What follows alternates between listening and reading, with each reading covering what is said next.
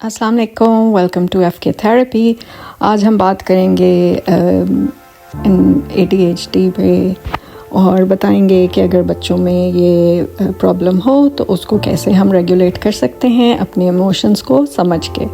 ADHD है क्या? ADHD actual में एक ऑटिज़म स्पेक्ट्रम डिसऑर्डर है जो आपकी नॉर्मल आम लोगों से डिफरेंट होता है। मैं उस पर ज़्यादा डिटेल में भी अगर आप कहेंगे तो एक वीडियो बना दूंगी, लेकिन ये है कि अभी फ़िलहाल किस तरीके से हमको उसको मैनेज करना है वो बात करनी ज़्यादा सबसे पहले इम्पॉर्टेंट है। तो इसमें सबसे पहले ये है कि हमने ख़ुद महसूस करना है, फ़ील करना है कि हमारी इमोशंस कौन से ऐसे हैं जो हमें किस तरीके से हमारी बॉडी में फ़ीलिंग हो रही है। हम डाउन फील कर रहे हैं, हम रिलैक्स फील कर रहे हैं, हम थोड़े से टेंस फील कर रहे हैं या हम बहुत ज़्यादा टेंस फील कर रहे हैं। ये अपने बच्चों के साथ भी बहुत सारी गेम्स हैं जो आप खेल सकते हैं और बच्चों को भी अवेयरनेस दे सकते हैं कि वो फील कैसा कर रहे हैं, हैप्पी, एक्साइटेड, टेंडर, स्केर्ड। तो उसके लिए सबसे पहले लिखना बहुत ज़रूरी है। आप लिख सकते हो तो बहुत अच्छा है कि आप एक कॉपी पेंसिल अपने पास रखें और जैसी आपको फीलिंग हो आप ज़रूर लिखा करें। और अगर आपके बच्चों में ऐसी फीलिंग है तो आप लिख दिया करें उनके लिए, ताकि किसी भी थेरेपिस्ट को बताने के लिए भी आसानी हो और आपको भी समझने में आसानी हो। सबसे ज़्यादा आसानी तो है ही आपके लिए, क्योंकि जो काम आप ख़ुद कर सकते हैं वो ना कोई काउंसलर कर सकता है, ना कोई थेरेपिस्ट कर सकता है। हाँ, वो आपको एक दफ़ा गाइडेंस दे सकता है और आपके साथ साथ हो सकता है, लेकिन जो 24/7 जिसके साथ हो रहा है वो उसके लिए समझना सबसे ज़्यादा ज़रूरी है।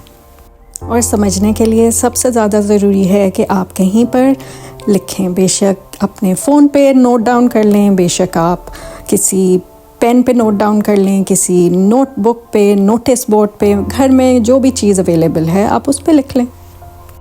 अच्छा, जो दूसरी चीज़ बहुत ज़्यादा इम्पॉर्टेंट है वो है कि एक्सरसाइज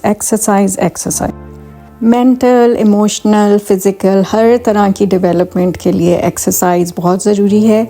इससे बच्चों की जो है नशोनुमा बहुत अच्छी तरह होती है। बच्चे नहीं सिर्फ बल्कि बड़ों की भी, हर एज में जो है हमको मूवमेंट हमारी बॉडी को बहुत ज़रूरी है।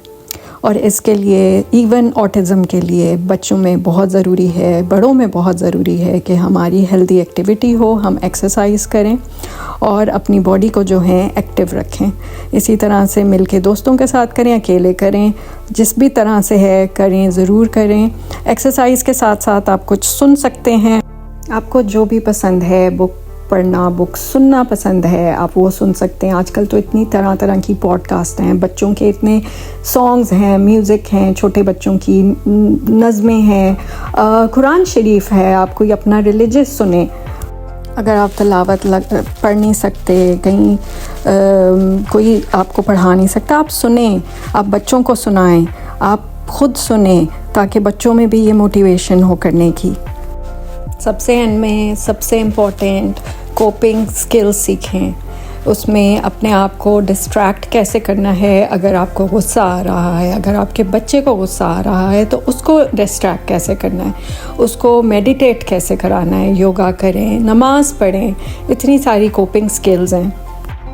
आपके बच्चे को ऑटिज़म हो तो हम भूल जाते हैं कि बच्चे की तो हमें थेरेपी करानी ही करानी है, ट्रीटमेंट करवानी है, लेकिन हमको अपनी मतलब माँ बाप की भी बहुत ज़्यादा ज़रूरी है कि उनकी भी थेरेपी हो, उनको भी पता हो कि एट टाइम्स अगर वो बुरा फील कर रहे हैं तो क्या करना चाहिए। नमाज़ पढ़ें, कुरान पढ़ें और रिलीजन से हैं, योगा करें, अपना जो भी है अपने रिलीजन को प्रैक्टिस करें, डीप ब्रीथ्स लें, बाहर जाएं, वॉक करें। आप शुक्र, अल्लाह ताला का शुक्र अदा करना सीखें। आपको कुछ ना कुछ अच्छी बातें जहाँ से भी मिलें आप वो सुनें, आप वो अपनाएं, आप लंबे बाहर फ्रेश एयर में जाएं, एंजॉय करें, बच्चों के साथ टाइम गुजारें। इसी तरीके से आप कोपिंग स्किल्स सीखें। अगर आपके साथ कोई दुश्वारी है, कोई मुश्किल है, थेरेपी सीख करें, हमारे पास आएं।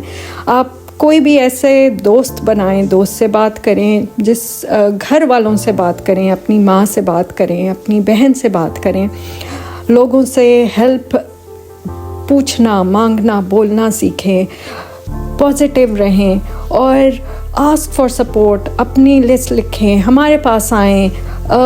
بہت کچھ ہے کرنے کو، زندگی بہت حسین ہے، اس کو ایسے ہی ویسٹ نہ کریں. شکریہ. زندگی بھرپور ہے، اس کو بھرپور گزاریں. اور اگلی ویڈیو پہ ملتے ہیں. اپنا خیال رکھیں، اپنے پیاروں کا خیال رکھیں. السلام علیکم ورحمۃ اللہ وبرکاتہ.